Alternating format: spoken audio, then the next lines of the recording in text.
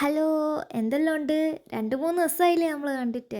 വേറെ ഒന്നല്ല, എൻ്റെ ആരോഗ്യസ്ഥിതി അത്ര ഗുണകരമല്ലായിരുന്നു. അതുകൊണ്ടാണ് 2, 3 ദിവസം എനിക്കൊന്നും അപ്ലോഡ് ചെയ്യാൻ പറ്റാഞ്ഞത്. ഇന്ന് നമ്മൾ രാവിലെ തന്നെ ഇറങ്ങുകയാണ് കോഴിക്കോടിലേക്ക്. കുറച്ച് സാധനമൊക്കെ വാങ്ങാണ്ട് നമ്മളെ ക്ലാസ്സൊക്കെ സ്റ്റാർട്ട് ആവാനായി. അപ്പോൾ രാവിലെ എന്ന് പറയുമ്പോൾ ഒരു 10 മണിയാകുമ്പോഴത്തേക്കും നമ്മൾ ഈ ആദർശ ഹോട്ടലെത്തി. എൻ്റെ അച്ഛൻ ഈ കല്ലുമ്മക്കായിൻ്റെ ഭയങ്കര ഫാനാണ്. അങ്ങനെ കല്ലുമ്മക്കായി കഴിക്കാമെന്ന് വിചാരിച്ച് നോക്കുമ്പോഴത്തേക്കും അൺഫോർച്ചുനേറ്റ്ലി അവിടെ കല്ലുമ്മക്കായി എല്ലാം കഴിഞ്ഞിട്ടുണ്ട്. അങ്ങനെ ഞങ്ങളൊരു ലിവർ ഫ്രൈയും ബീഫ് സ്റ്റ്യൂ ആയിരുന്നു ഓർഡർ ചെയ്തത്.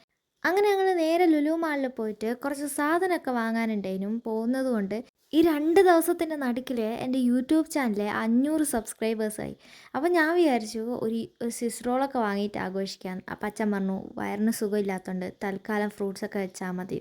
അങ്ങനെ ഞങ്ങൾ സാധനമെല്ലാം വാങ്ങി പുറത്ത് പോയതും നല്ല മഴ.